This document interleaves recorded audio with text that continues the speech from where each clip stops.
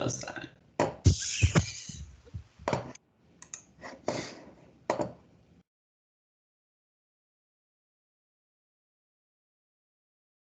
Okay. We are recording. So I have called this meeting to order at 10:36 a.m. The first item on our agenda is the Territorial Acknowledgement. The Students' Council of the Waterloo Undergraduate Student Association acknowledges that we live and work on the traditional territory of the neutral Anishinaabe and Haudenosaunee peoples. The University of Waterloo is situated on the Haldimand Tract, land promised to the Six Nations, which includes 6 miles on each side of the Grand River. Next is approval of the agenda. On a privileged motion, I move be it resolved that council approve the agenda as presented. I guess, is there a second to that motion? Cannon, can I take you as I'll second, yes, and I also have an amendment, sadly. Oh, okay. There are no minutes to approve. There were just like some leftover words from last meeting. So Okay. can we get rid of? I'll amend to remove those. I don't know what the exact wording is. Mike can do that for me. So I guess we will do consensus of the assembly. So if nobody objects, then we will amend the agenda to remove approval of the May 16 and June 11 minutes.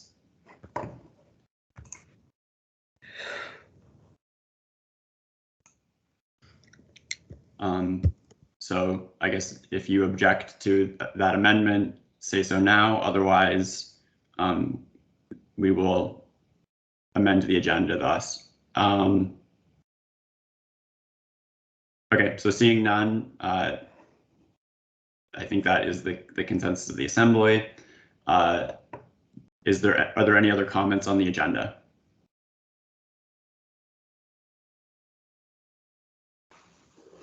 Okay, seeing none, does anybody object to approving the minutes? Does anybody wish to abstain? Hearing neither, carries, and we have approved the agenda. And we have no minutes to approve, so we move to items for adoption by consent. In the consent agenda today, we have ratification of AVPs and commissioners. So be it resolved that the Students' Council ratifies Veronica Niho-san as the Associate Vice President Equity from September 2021 to April 2022. And be it further resolved that the Students' Council ratifies Jenna Phillips as the Sustainability Commissioner from September 2021 to August 2022. Cannon seconds the motion. Actually, would you care to move the motion, I guess? Sure. I just assumed it was submitted by Catherine, so she moved it. Oh, yeah, you're right. Okay, yeah, so Catherine moves, Cannon seconds. My apologies. Would either of you wish to speak to the consent agenda?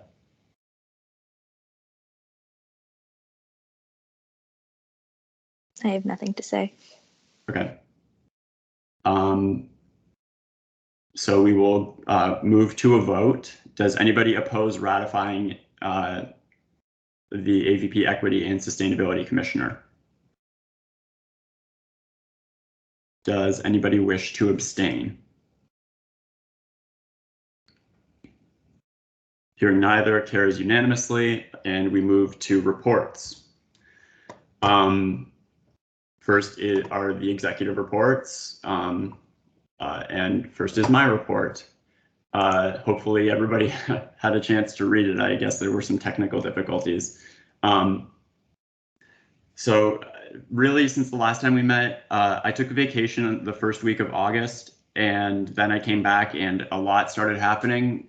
So we met the Education Advisory Council to approve a change to our advocacy stance to support mandatory vaccination on campus and verification of that status of individual vaccination statuses, which is it is an extraordinary thing to do, but it is kosher with procedure where EAC is empowered to make decisions from time to time as deemed appropriate by the committee on the Federation's stance on urgent matters of concern to students. And given the pace at which discussions on this topic have developed, the executives felt that it was appropriate to go to that committee. And we invited the Committee of Presidents, who are all non-voting members, to comment during that meeting. So that's really, I guess, the big advocacy thing that happened. And obviously there is now a federal election for the 20th of September. So I'm working very closely with Steph on sort of federal advocacy, yay, fun stuff. And council is receiving at this meeting for information the annual plan, which was approved by the governance committee a while ago now. So happy to take any questions.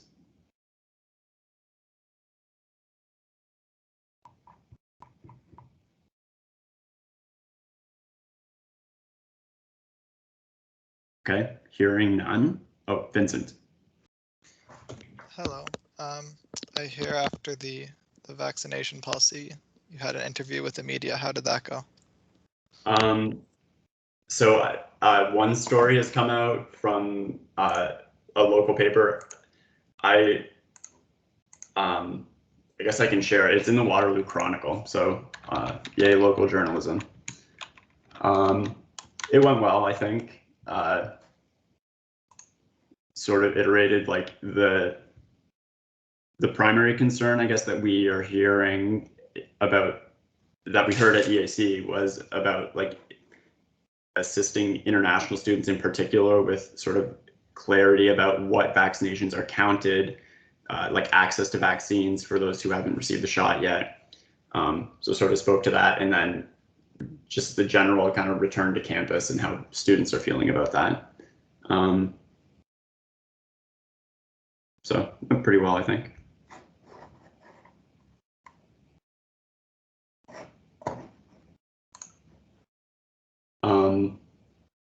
So seeing no further questions, we will move to the report of the Vice President Education. Hello. Ben went on holiday and then everything happened. This is why I did not run for president myself. Thank God. Yeah, so I've outlined most of the major projects, ongoing project and milestones in my report. So if you have any particular questions, feel free to ask them. Just some key things I wanted to highlight though, following up on sort of Ben's explanation on WUSA's stance on a mandatory vaccination policy. So him and I are continuing to advocate to the university and province more broadly on students' concerns that the current policy that the U Waterloo has in place kind of lacks teeth. We've heard a lot of concerns from students surrounding what happens if people are sort of dishonest in reporting whether or not they've been vaccinated or not, or whether or not they've gone through the rapid antigen testing. So given sort of recent news, and I can throw a press release on the chat, but it basically seems that the province is stepping up to provide guidance to the post-secondary education sector that should enable the university to have some sort of validation method existing. I believe that they're probably going to lean towards the federal vaccine passport. That seems to be a thing that's rolling out. So Ben and I are going to continue to be sort of in conversations with the university to determine what policies and whatnot might look like. We're trying to basically proactively, I guess, get on the university's radar certain limitations and shortcoming around the retention of data, the use of data for, like health data for vaccinations. Also keeping in mind international students as well, how they might be affected. But hopefully we're going in a good direction here. Nothing's been announced yet, of course, but my sense is that things within the next week or two, we might hear something. Because again, it is changing pretty rapidly. The other thing I want to draw attention to again is federal elections. If you can vote, please do. I do not care who you vote for, but it's important to recognize that like advocacy is not effective if students are not voting. Politicians and stakeholders don't care about us if we can't get them seats. So even if you put, I don't know, write-in ballot, Doge or something, just vote, please. There are a lot of barriers that exist to voting as youth. And even more so because of COVID and the non-operation of external service points, which you might remember from 2019, which enabled students to vote outside of their riding. So we're working with the returning office to sort of address student questions about voting and clearly outline ways that they can vote. Sign up for mail-in ballot if that is something that you would like to do. That is now open. I can shoot a link in the chat. Also, EAC has approved 2 policies, which you will see in the agenda later. Yes, Vincent, question. So on the proof of vaccination and using the federal government system for that, I assume that's not expected to roll out until a little bit into the fall term. Are we doing anything, in preparation for that to let students know that the self-attestation may become an actual proof required so that students are aware of that possibility? It depends. I think we're waiting until the university actually goes ahead and says that like that is what they're going to do.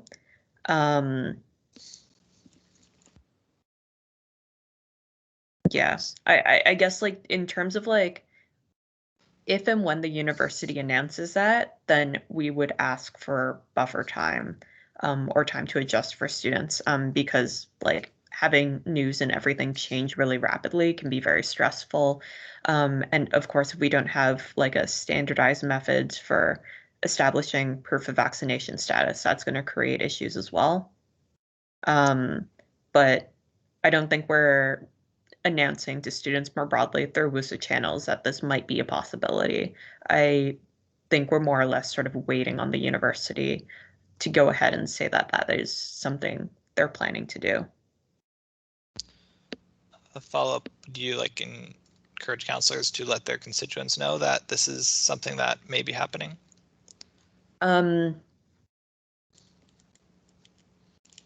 They can. I would just hedge it with it is not a 100% sure thing.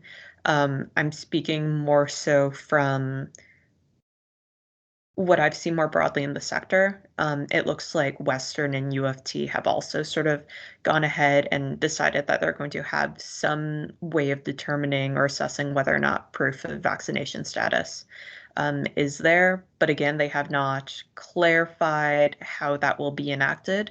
But given that our university president is like a public health expert, my sense is that we're going to be going in that direction very soon and that the sector more broadly is going to be going in that direction. I've been wrong about things before. Keep that in mind. I definitely did not think 2 months ago that we were heading in this direction, but we are.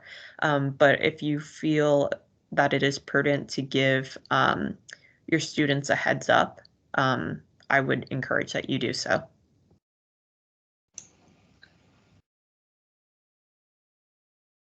All right, thanks, Steph and Vincent. Seeing no further questions for the VP Education, we will move to the report of the VP Operations and Finance. Thank you, Ben. So I don't have a huge amount to add to my report, but there's a few things that I want to call out that'll likely be of interest to you and your constituents. Number one is that starting September 1st, which is going to have opened the portal where students will be able to opt out of the UPass. The way that this has been worked out is so that students within the Waterloo region have access to the UPass that we think is really, really important for students and really beneficial. But students residing outside of the region and thus obviously unable to use the UPass will have the ability to opt out and get a refund from the fee they paid for the UPass when they paid their Quest bill a few weeks ago.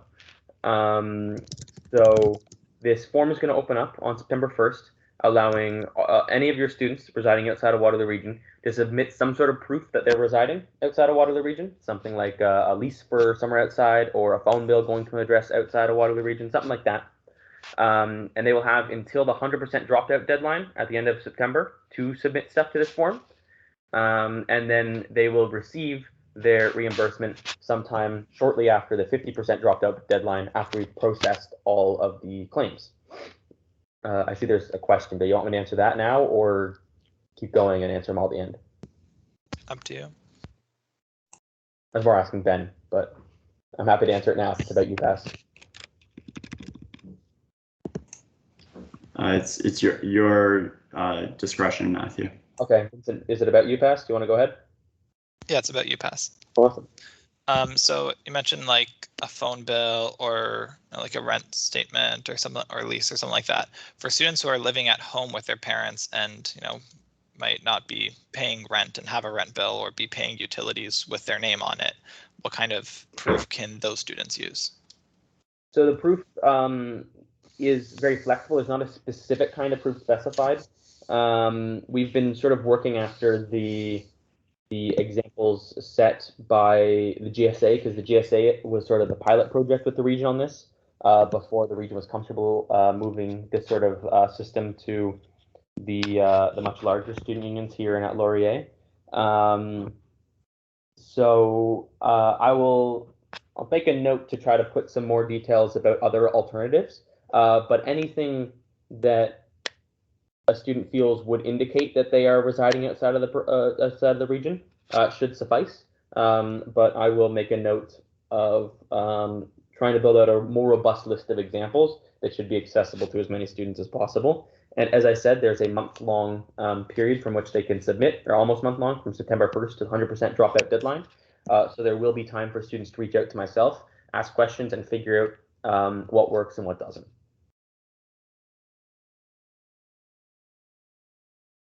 Make a note of that for you.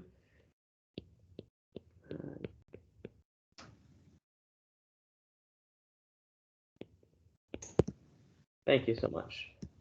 So moving on from the UPass, if there aren't any other questions about that system, I also want to note that the international students sort of opt-out opportunity was successfully completed, and students who were unable to come to Canada at any point in the past year were able to opt out of the health insurance plan. Some students haven't seemed to have received the reimbursements that they were supposed to have received, so we're dealing with those on a case-by-case basis as they come and assisting students through that, but broadly it's been very successful. And the other thing I wanted to call out is that Fed bus plans for the fall have been finalized. We are planning to broadly service most of the routes that we had before. I don't believe we have anything like a special Ottawa route or anything. But most of all the routes that we were servicing prior, we are servicing this year. And we will be servicing at least for the first month and a half of the term before we reevaluate and figure out, what are students really needing and using, and what are students perhaps not needing or using. But in particular, we're very excited to be offering trips to London and to Hamilton. London, which of course is impossible to get to through some amount of bus sort of transit now that the Greyhound is gone, and Hamilton, which is very difficult and takes a very long time to get to now that the Greyhound is gone. Other than that, I think my report is done. You'll hear a little bit more from me later with the budget, but I've got a lot of stuff to say about that, so I will let it rest for now. Thanks. Vincent? So for the Feds bus, are there any plans to change the name to be in line with the rest of our branding? I think branding sort of redos are not on the table right now, not because we don't necessarily want to, but because of internal capacity. Edward? Yeah, my question is still on the Feds bus. Is there any plans for a service to Ottawa, because that has also been impacted by Greyhounds, and now the only way is via rail, which is quite pricey. There are talks internally of the service to Ottawa. The service to Ottawa is a little bit trickier. It tends to operate with different kinds of buses, and you know the tickets were generally a little bit more pricey, and it had a slightly different model, which is why I didn't say anything about commitments about that. So that is being talked about for sure internally. It's just taking more work. Thank you. All right. Seeing no more questions for the VPOF, we will move to the report of the Vice President, Student Life. Hello, is this where I make the save the best for last joke? Anyway, I don't have that much to add on to my report, so hopefully you took a look at it. I just summarized a lot of the bigger things that I've been up to, more interesting things that I've been up to this month. One thing that is not in the written report that I will flag again for counselors is that I am looking for somebody to join me on the Wellness Collaborative Advisory Committee, which is a committee that is part of the structure of the Wellness Collaborative, which is another thing that is part of the structure right now of campus wellness that is mainly being run by the Health Promotion Department of Campus Wellness. Basically, starting back up in September, we meet for about an hour and a half every month to discuss whatever agenda items are brought up about wellness on campus. And I do believe that for whoever joins me on there, it is a compensated position. So let me know, shoot me an email if you're interested, and I can follow up with more details. Happy to take any questions.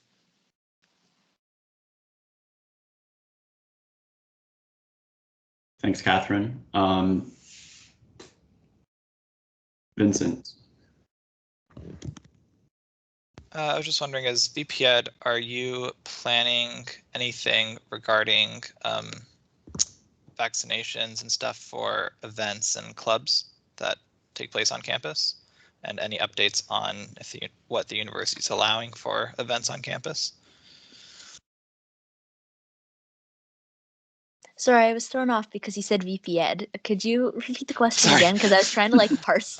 I was trying to Sorry, parse whether the question was for me or for staff. As Vice President Student Life, are there any updates on what the university is allowing in terms of events on campus and any policies that WUSA has or is planning to make regarding vaccinations for attending WUSA events? We have begun to do outdoor bookings because the university has confirmed that we can do non-academic outdoor bookings. Indoor bookings, last update I got, we are still waiting for confirmation on booking for non-academic events. And my understanding is that the holdup there is we are just waiting for the safety office to decide. So the entire university is waiting to know, because they're I guess balancing a lot of different factors right now. So no, I don't know yet, but we are optimistic. And then in terms of a policy for vaccination requirements to attend events, no, that is not something that's been discussed, but I presume that it will just be in line with the university's requirements to be on campus. That is my guess. Thanks, Catherine and Vincent. So it looks like Cannon has a direct response. Catherine, just a quick follow-up on that. In terms of indoor bookings, does that also apply to like SLC bookings? Like if some club wants to use the NPR or the Great Hall, or is it just like non-SLC buildings?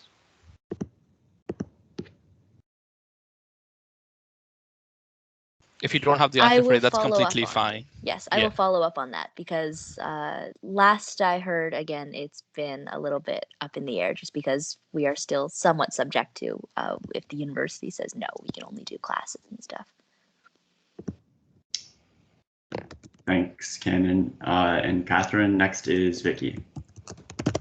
Catherine, I just wanted to ask more about the advisory. Can any counselor nominate or volunteer to join you on the committee, or does it have to be certain types of counselors? Or I guess. Any student. It's not even limited to counselors. So if you know anybody in your constituencies, feel free to tap shoulders. And anybody who's interested can send me an email, and I will send back more details. Okay, thank you. No problem. All right.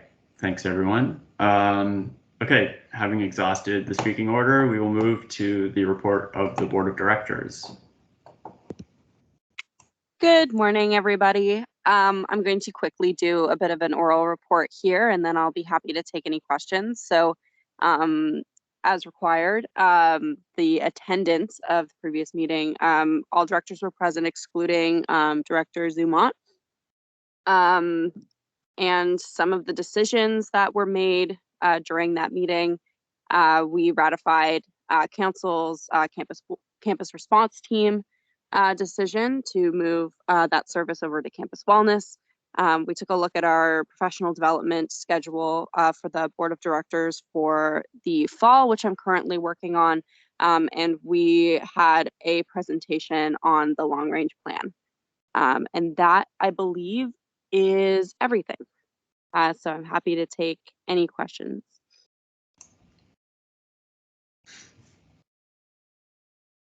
Or sorry, I meant the annual plan, not the long-range plan, just to correct myself there. Something Freudian slip. Thanks, Abby. It appears there are no questions. I guess for council's information, board meets next this Thursday. All right. We will continue to caucus reports. So Arts is first.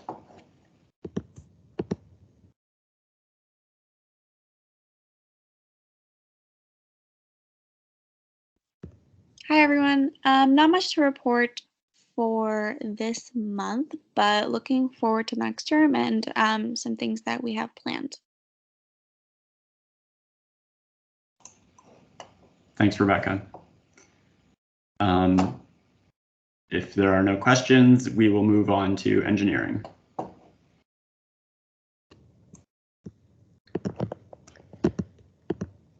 Hi, engineering here. No significant reports. I guess what we've been hearing from students is a lot of international students are preparing to come to Canada for work/school for the first time, and there's a lot of questions around that and how to get things sorted out, health plans and all that.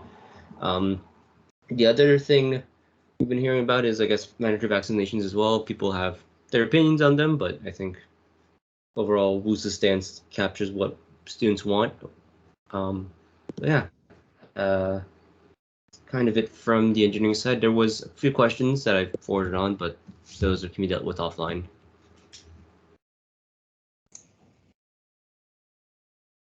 Thanks, Edward. Next is environment.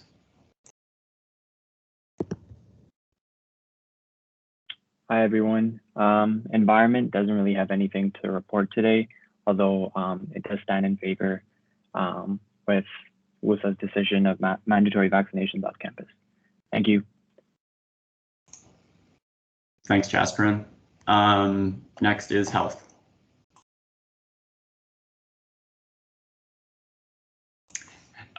And maybe I should say, I think the only health counselor present is one of our newly elected counselors, Amelia. So I guess everybody say hello. And for your information, Amelia, usually these are just updates sort of on constituency work if you have any, which is understandable if you don't. And I hope I'm not. Oh, just hi, everyone. I am the new health counselor, so I have no health updates from health because I just got into this role, but excited to be here and to start my work. Thanks, Amelia. Yeah, and then I'm frantically looking through the list of attendees to make sure I'm not forgetting that like Serena's here or something, but she is not. Okay, next is math.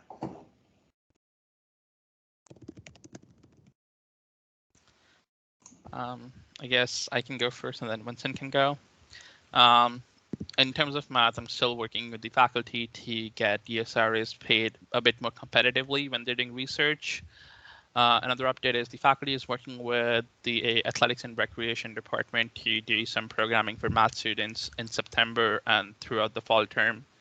That could include golf, indoor golf, I think that's an MC, the rock climbing wall thing, and some other events that they're currently planning to see how students take those events.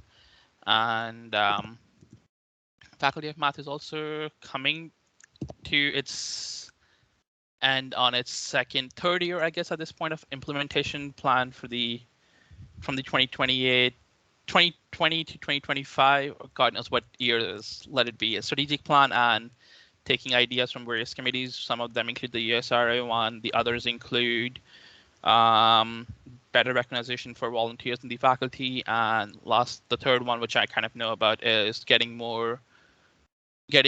researchers from outside the university to come in and do research here from an EDS standpoint, so that if they're not able to actually afford that, we will help them do that. And that's all the updates from me. And orientation is going well, I guess. Yeah. Vincent? So on vaccinations, I've heard from students there's some concerns, mostly just with the implementation, not with the idea overall. But broadly speaking, students seem to be happy with WUSA's current stance. Some students would want us to go even further, pushing for vaccination requirement than we already are. And from the MASLOC side of things, we're planning some advocacy around PD and work term reports, and I would appreciate if counselors from other faculties who have recently had reforms to either PD or work term reports could reach out to me so I could ask them some questions. Thanks, Vincent. So seeing no questions, we will go to Science Caucus. Hello. I don't really have an update from Science as of now. Okay, that's fine. Thank you. Next is Cambridge. If we have. Hi. Oh, hi. This is Jason from Cambridge. We don't have much to update. Our last WASA meeting was actually in July, so we don't have any updates for August. As for students returning back to campus in Cambridge, a group of students are returning to Cambridge, and many of them aren't as well. So I'm assuming there's going to be a hybrid mode of teaching. And as for orientation, it's online as well. And if you have any questions, feel free to ask them. Thanks, Jason. Seeing no questions, we will go to Kitchener.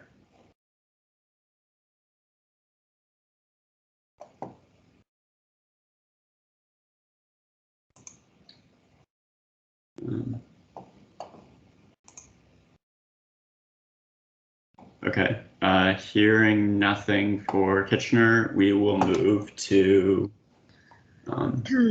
Stratford.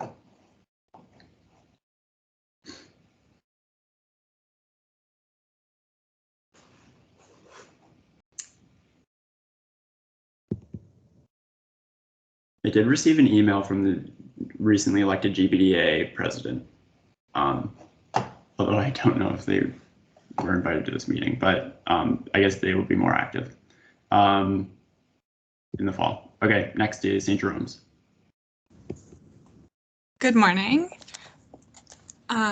So we are preparing for the return to campus, about 250 students in residence, and we are going ahead with preparing O-Week activities and the welcome of the first-year students.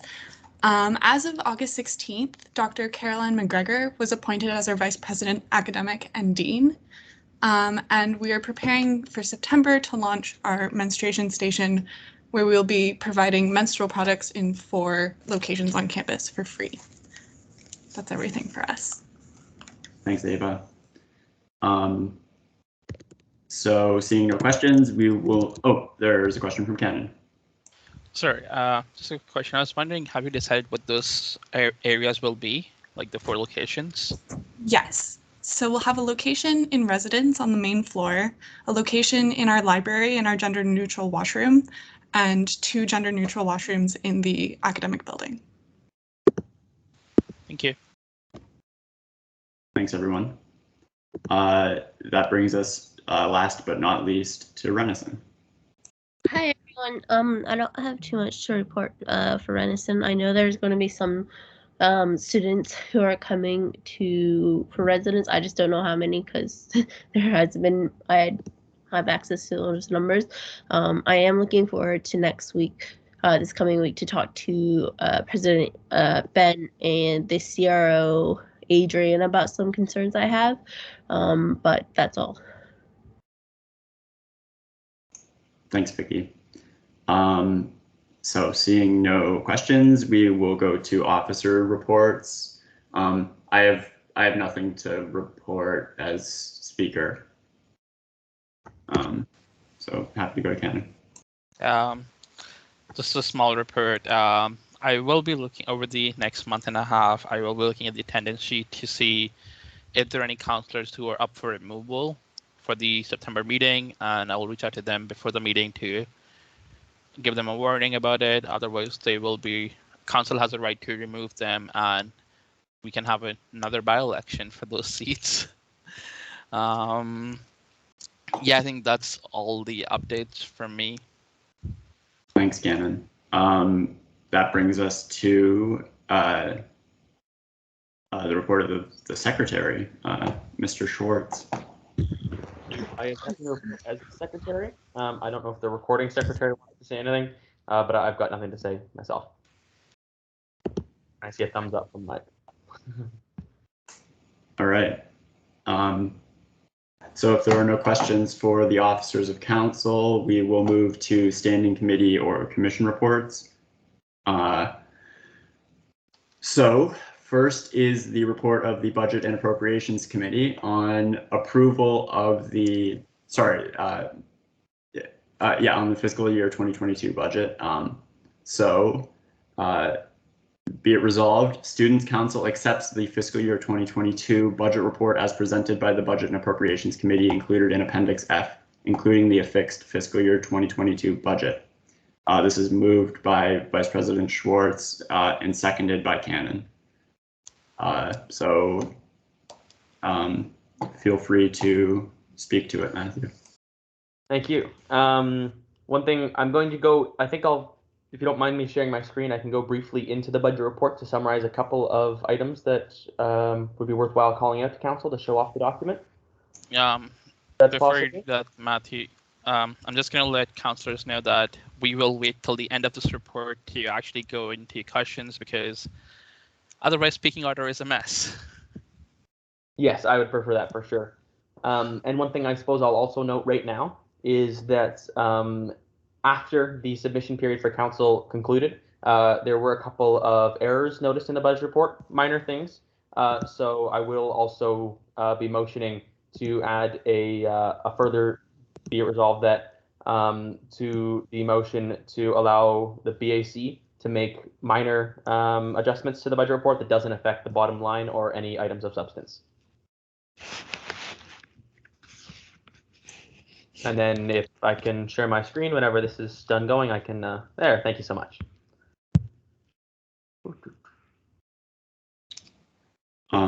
Cannon, can I ask you to moderate speaking order? I have to run to the washroom quickly. Sure. All right, let me just find our budget report here. This is a coup, folks. We have taken out the speaker. Can everyone see the fiscal year 2022 budget report on screen? I see a thumbs up in the small little window I have in the corner, so I will assume that that is a yes.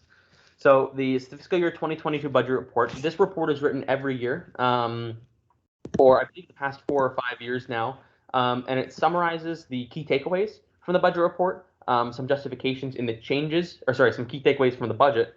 It justifies some key changes in the budget year over year, and also provides some insight into the changes of the budget year over year, so that people approving the budget and later looking at the budget can get a better sense of what our organization is doing budget-wise, what our operations look like, and how things have been changing year over year over year. So with that, I'm going to go through and I'm going to pull away a couple of highlights for you that give you some insight to where this goes. That doesn't mean you can't ask questions about things in the larger budget when this concludes. Feel free to, and I'm happy to dig into there and tell you about anything you have questions about that I can hopefully answer. but I'll just, for the purposes of this presentation, go through the key takeaways of the budget report. So the budget report was passed by the Budget and Appropriations Committee at their previous meeting, and now brought over here to Council for its first approval, after which it will go to the Board of Directors.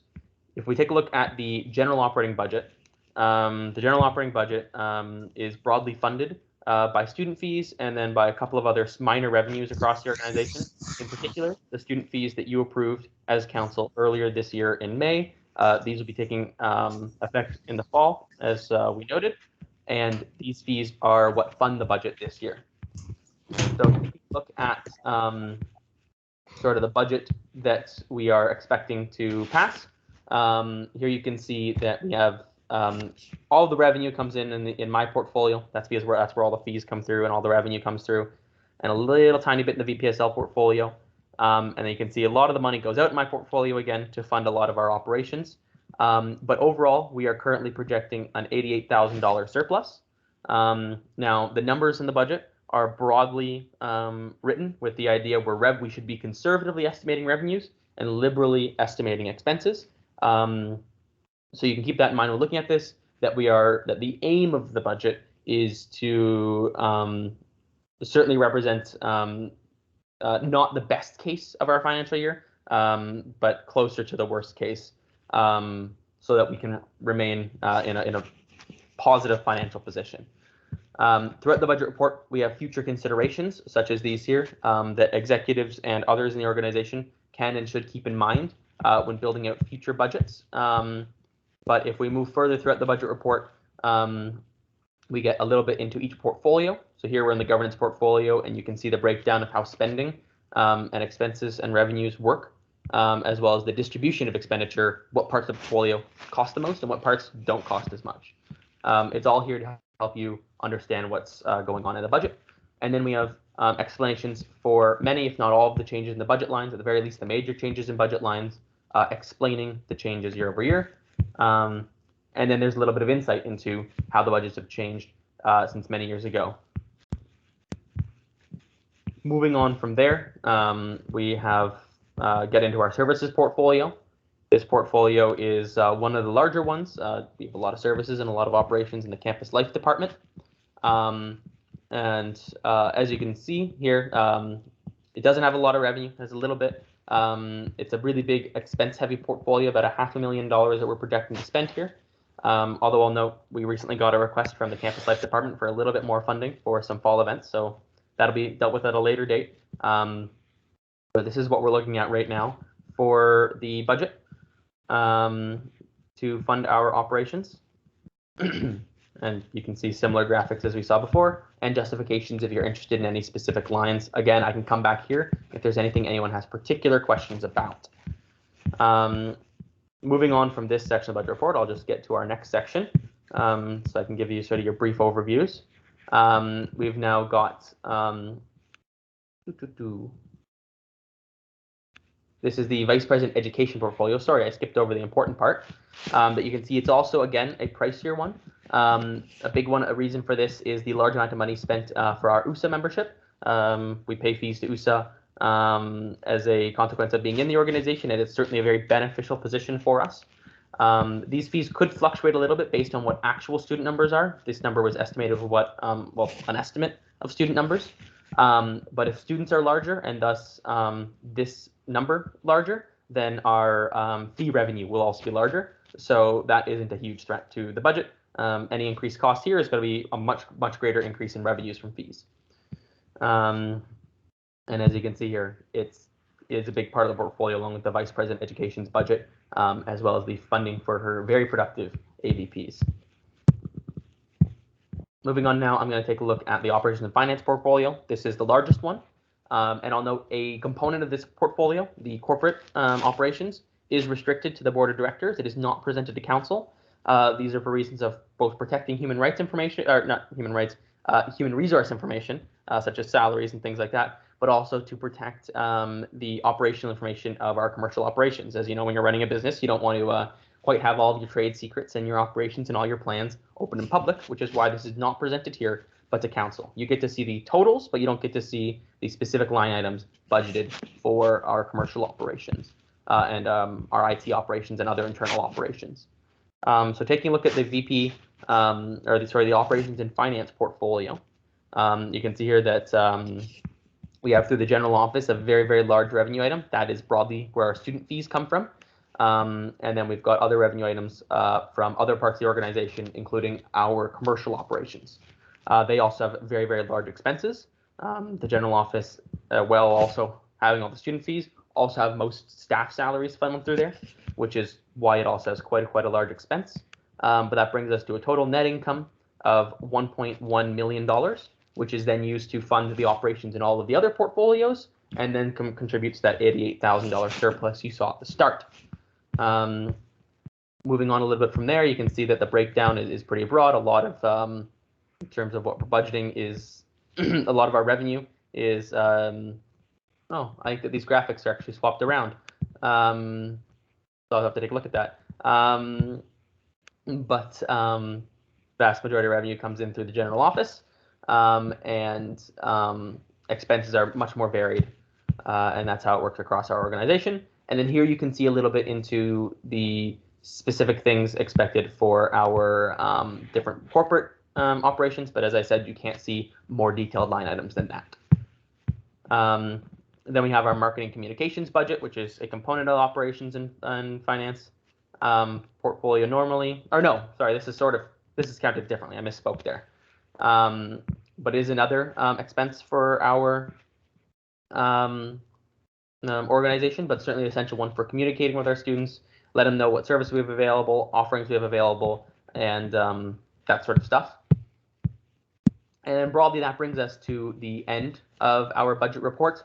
There's a couple of more details into things like how much stuff we're spending on our different health plans and legal service plans and other insurance plans, the UPass, the student refugee program.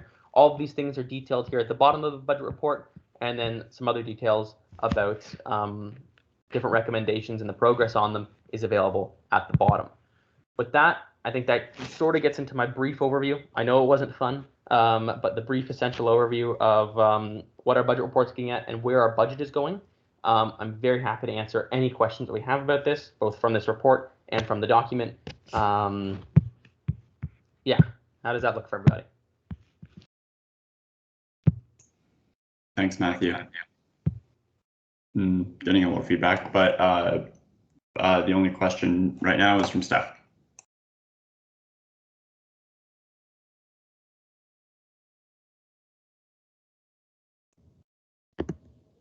Sorry.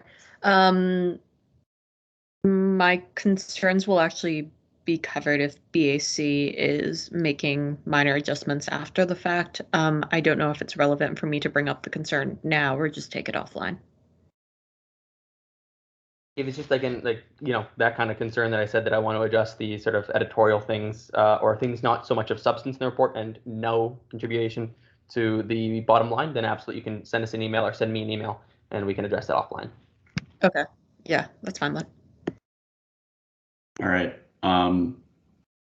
So I guess on that, before we go to Vincent and Edward, do you want Matthew to move that amendment Yep. and just get that out of the way? So I'd like to move for amendment, be it further resolved that Students' Council allows the Budget and Appropriations Committee to make additional edits to the budget report, provided these edits do not affect the bottom line or the substance of the report. I'll second. Cannon already seconded. Oh, okay. Someone say that, or should I write it down in the chat? I realized I just kind of said that out loud, and that wasn't very nice. I guess it's up to Michael if he got it down. I'm just going to copy it from the transcript we got here. Okay, that's cool. Okay, so that's moved and seconded by Matthew and Cannon. Then we'll go back to the original speaking order, and Vincent is next. Don't we need to pass this amendment? Yeah. Pardon me. Okay, sorry. Yes, we have to vote on the amendment. Okay, so does anybody oppose voting on the amendment? Okay, so Edward wishes to be noted in opposition to the amendment. Does anybody wish to abstain?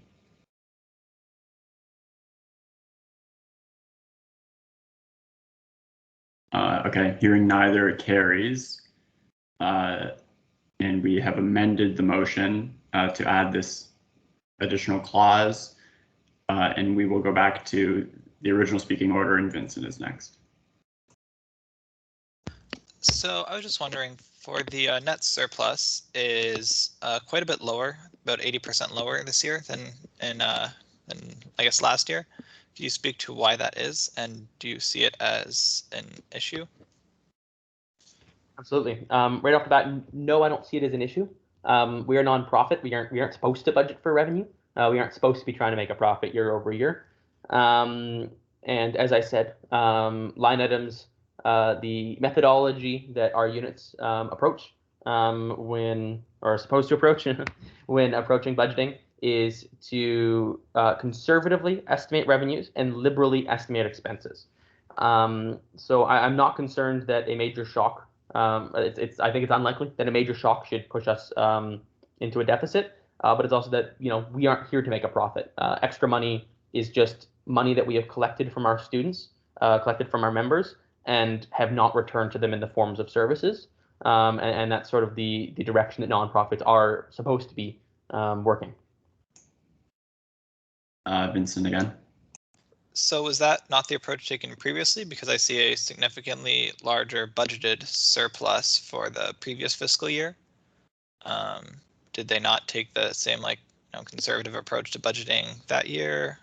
I mean, they can take the same approach, but expenses would be estimated to be a lot lower than normal last year, for example. Well, things like student fees are kind of hard to just change on a whim. Things like what we're budgeting to spend over the course of an online pandemic are oftentimes different. I was on the budget committee last year. I can't recall or speak to any specifics of what we were saying in the rooms, but that is the general approach that is taken. And I know in the case of last year and the previous few years, for example, I know we were running deficits for a while, so the direction was hoping to avoid that and make up for previous misperformance. I be honest, I can't speak too strongly to that. I don't know if others from the budget committee that were there prior years might have more insight that they recall.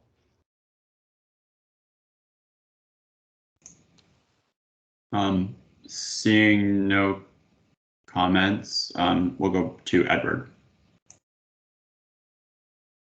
Hi, just a question for best way to do this. I have a number of questions. Would you like me to do one by one kind of thing, or all of them at once? One by one works, then I can answer it probably most easily without forgetting. Okay. Actually, my first question is more towards Catherine and the services, specifically with Sustainable Campus Initiative and Sustainable Campus Initiative. I know we recently phased that out as a service into a project. I'm still seeing it kind of in the budget, and we have coordinators for it. I'm just confused because it seems we've increased funding for it, but it's no longer a service. I can kind of speak to that. So the Sustainable Campus Initiative, my recollection is it was a commission, and it is still a commission, but it's sort of being treated like a service because of the sort of direction that it's being taken and where we want to go. Plans within that include the WUSA thrift store, and some other plans. I think WUSA thrift store is one of the major things. So I don't think that we're trying to wind that down. No.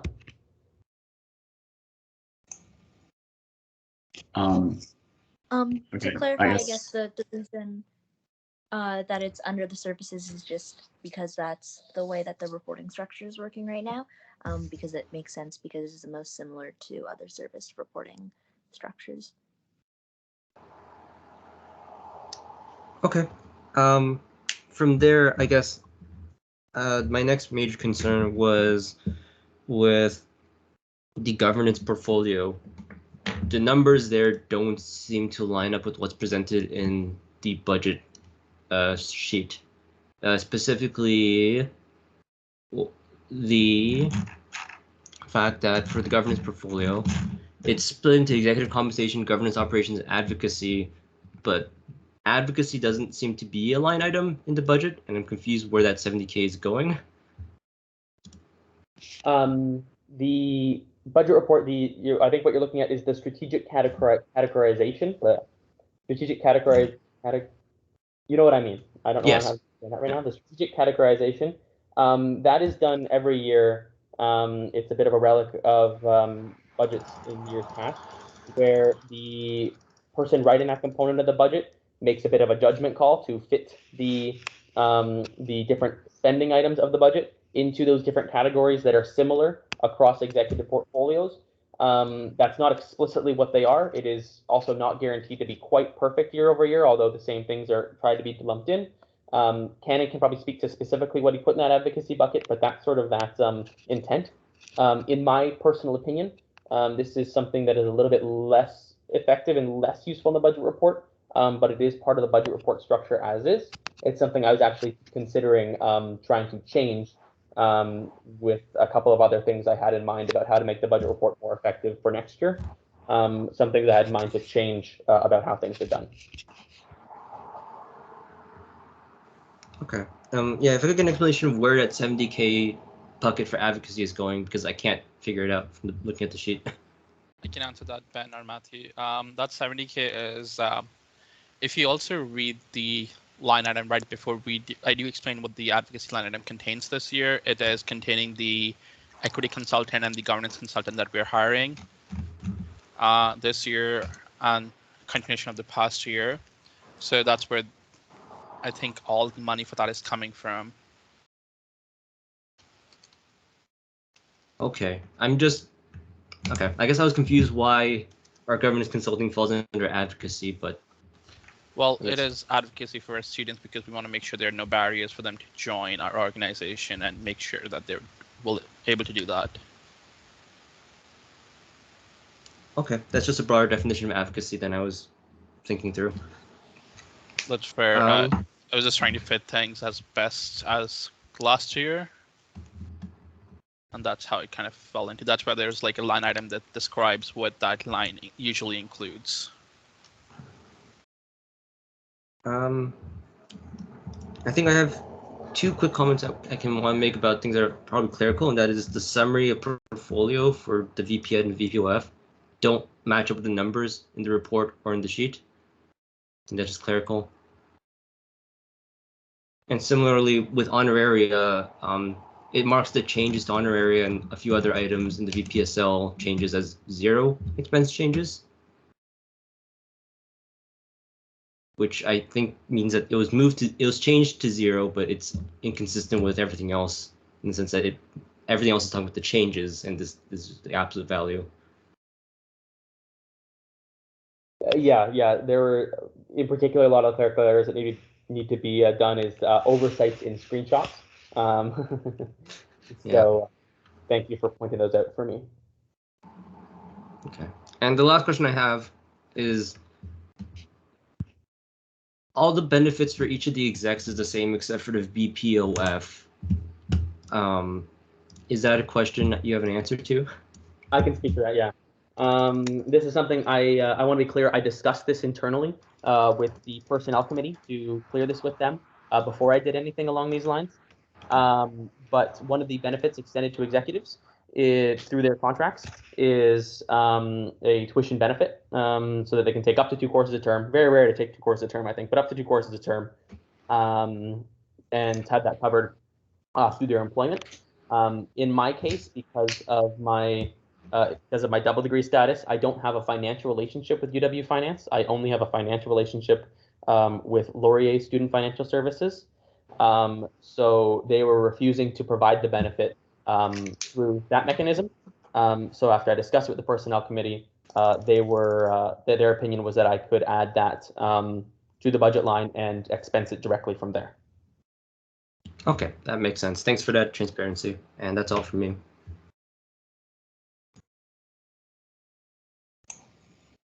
All right.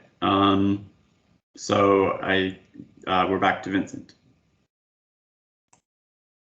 Okay, so you mentioned in our last exchange that previously we had budgeted a surplus in past years to pay off debts. Do we still have any significant outstanding debts?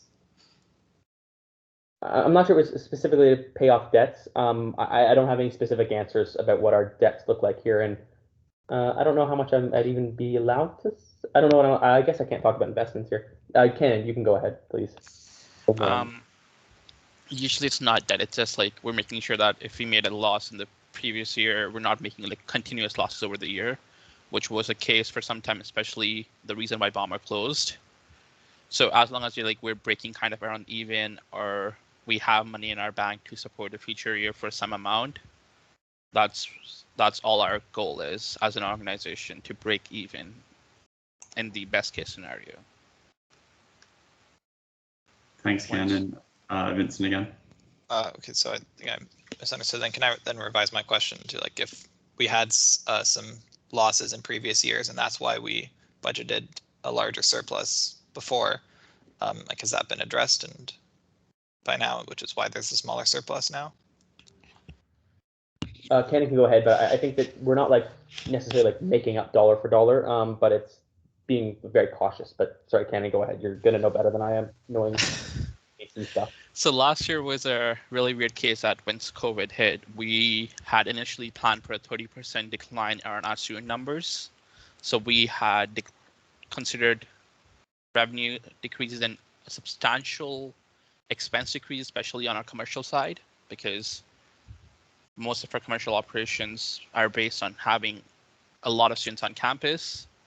And also for events, while things went online, the cost of some events do go down. And some of our services were also online, so there were less issues. And another thing that happened last year was there was a fee levied to pay the coordinators starting last year, but because of the COVID-19, a decision was made that we would only start paying coordinators as part-time employees starting winter term instead of the spring term.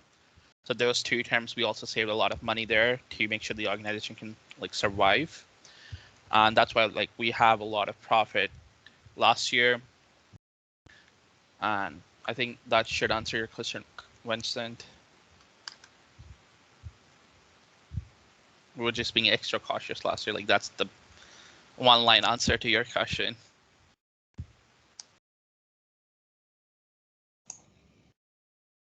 All right.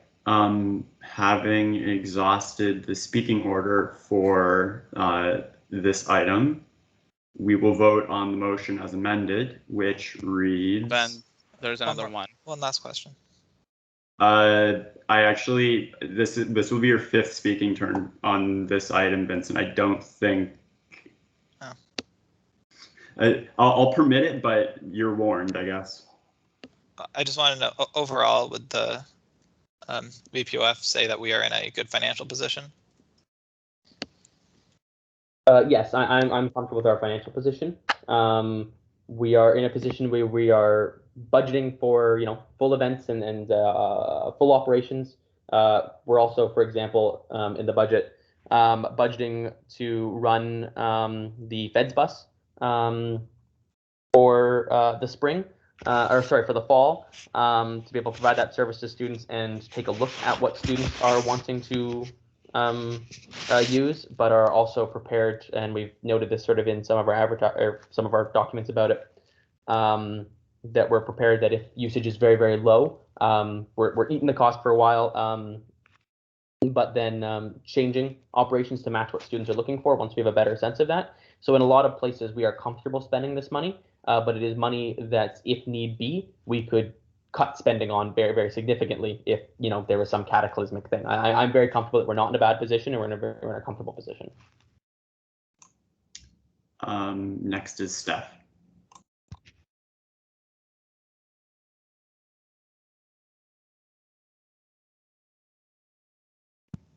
Sorry. Not that I don't trust BAC, but I just wanted to put in this amendment just to ensure sort of ultimate transparency, and also just for folks reading the edited budget to understand what minor changes were made. So I am putting forward this amendment.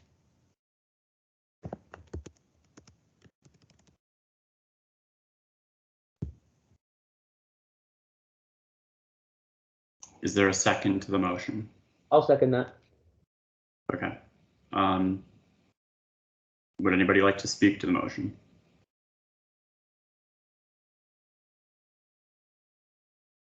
Okay. Then we will vote on the amendment just presented. Does anybody oppose amending the motion to include, be it further resolved that Students' Council require the Budget and Appropriations Committee to provide track changes of any edits made to the report? Does anybody oppose the motion? Does anybody wish to abstain? Hearing neither, carries. Vincent would like his vote noted in favor.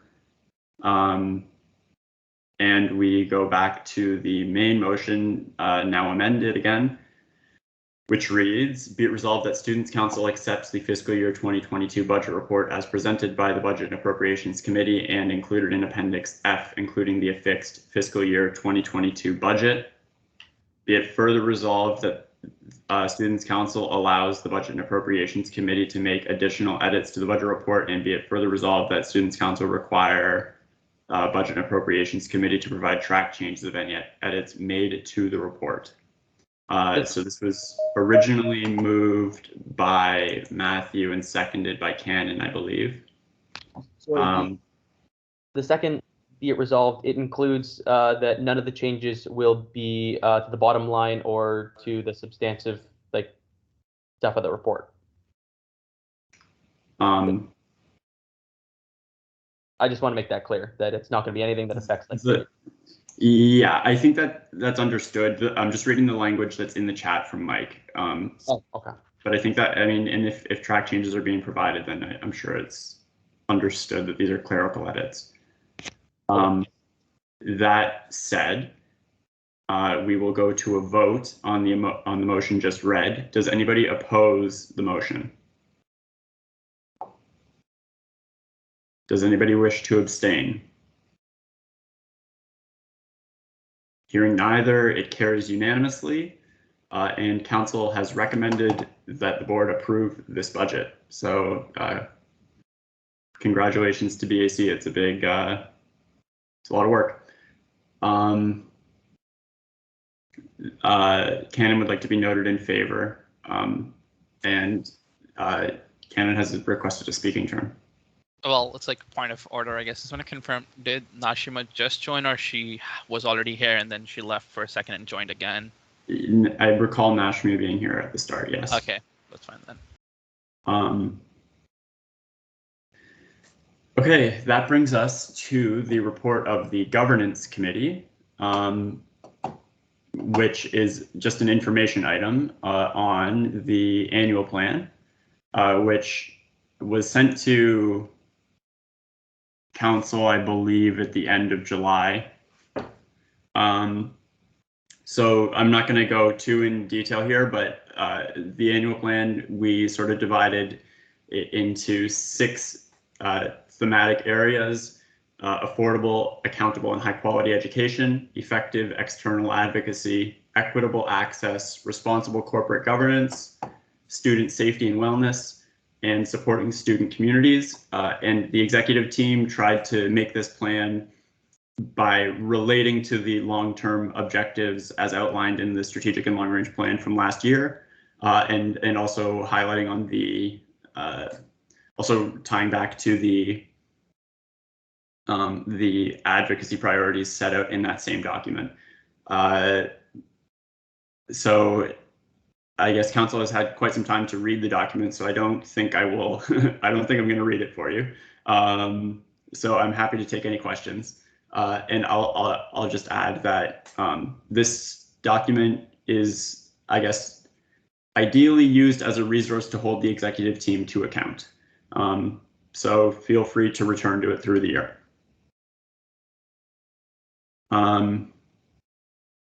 So happy to take questions.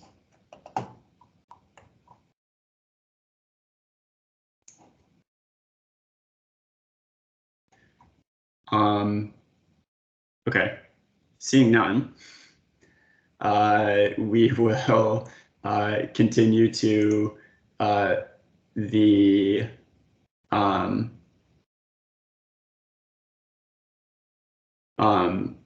reports of the, oh, sorry, Vincent has a request to speak in turn. I just wanted to get some more details on one of the items, and I think in Responsible Corporate Governance 1B talks about getting an organizational consultant. Could someone, I guess, the Vice President of Operations and Finance, speak to that in a bit more detail, or whoever is best suited to speak to that? I can speak to that. So that this sort of continues on work that was begun by last year's Board of Directors. The impetus of that, I think I have sort of derivatively spoken to this at council before. The motivation for that was, I guess, the board's acknowledgement that like the expectations that the organization places onto executives can be sort of unsustainable, and looking at so the Federation of Students was started as an organization in like 1967, and Waterloo had maybe a couple thousand students, had a working board where of the directors of the corporation, they picked executives, and the executives sort of helped supervise maybe like 3 or 4 staff. And then there was a students council, which was sort of like a focus group where they talked about, the issues of the day. Fast forward 50 years, we are an organization with, a $6 million operating budget, approaching 60 full-time staff, and we have, approaching 40,000 members, and our governance structure has not changed to reflect that reality. So the intent of the governance review is to sort of take a hard look at how we got here and how we can have perhaps like a governance structure more appropriate to a nonprofit organization of our size and of our nature. So hopefully that answers your question. A direct response. Yeah, and a follow-up. So I guess as it pertains to council, what kind of input or engagement do you expect from council on this item? Council as the meeting of delegates, and I guess it's expected that council, we haven't thought about general meetings yet, like we as in like me, because I guess I'm responsible for that. Any changes to our organizational governance would likely require like edits to the bylaws, and council, like these changes will have to eventually come to council. So council will certainly be involved in the process, and the governance committee will also be extensively involved, I think. So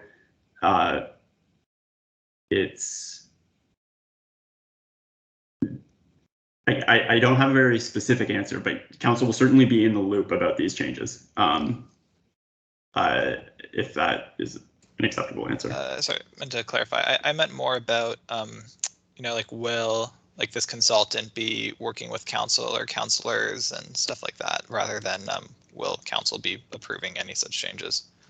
I expect that council will be involved in there will be opportunity for councilors to provide input. I can't speak super specifically to it, but I imagine that any consultant would be interested in hearing the perspective of student leaders who have, committed themselves to this organization. Thanks.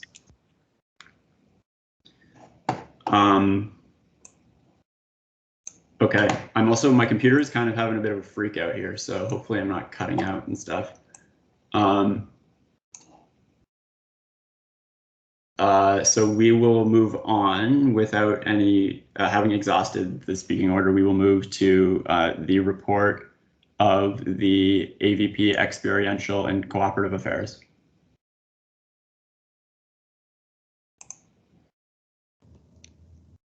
So I don't believe that Laura's here right now. Any questions that you have for her, feel free to forward my way or directly to the coop.affairs@wusa.ca email.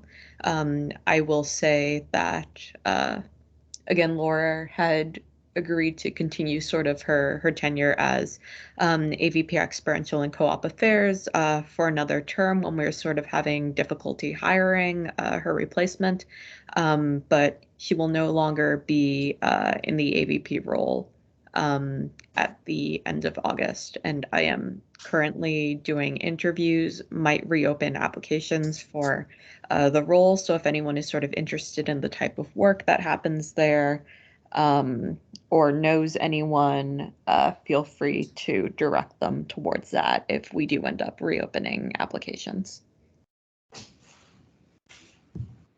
Thanks, Steph. Seeing no questions for the AVP in absentia, we will move to the report of the AVP Municipal Affairs.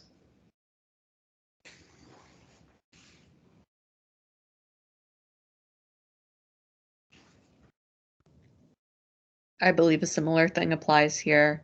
My AVP, Ying, is very talented despite being new to the role, and has very much acted upon the results of sort of the housing report and is taking a lead there despite not having, I guess, significant sort of guidance from me because there's a lot of people to supervise all at once in a lot of my portfolio. If you have any questions sort of directed towards that file, feel free to email myself or municipal@wusa.ca. Thanks, Steph. So next we will move to the report of the AVP Provincial and Federal Affairs.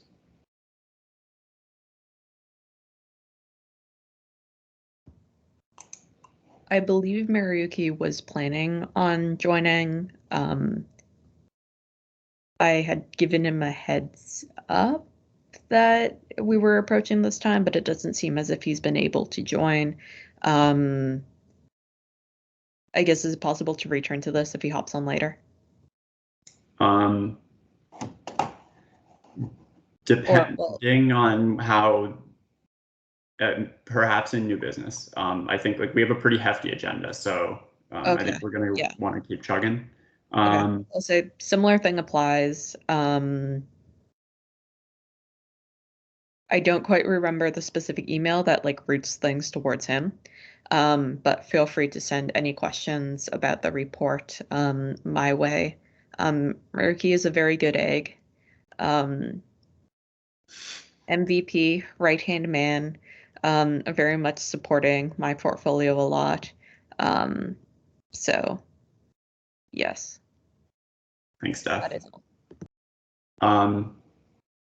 Yeah, all in all, a very competent team of associate vice presidents in the education portfolio this year,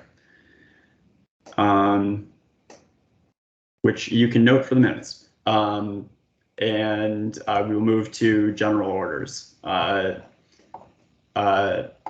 So first is an amendment to Council Procedure 3, Federation of Students Clubs. The textual changes are in Appendix J, and an amendment. Ben, there's a point of order in the chat.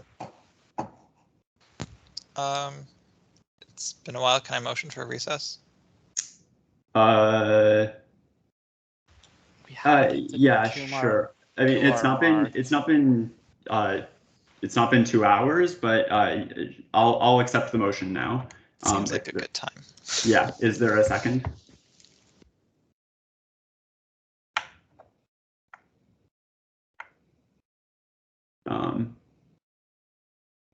Okay. Sure, I'll second.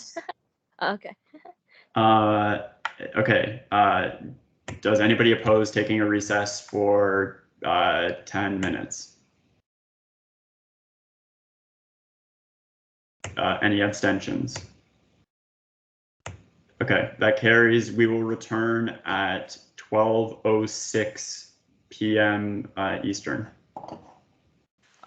Just as a general announcement, a few people at council wanted me to play We're All in This Together from High School Musical during this break. Yes. So that's what I'm going to do.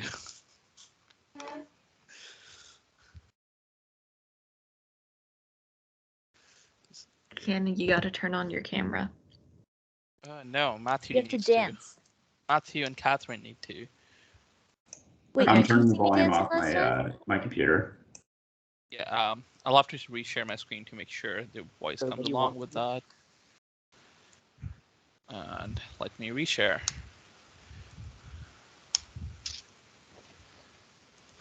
Can you guys see the screen again? Oh, Ken, Yeah. I need to dance for volunteer appreciation. Yes.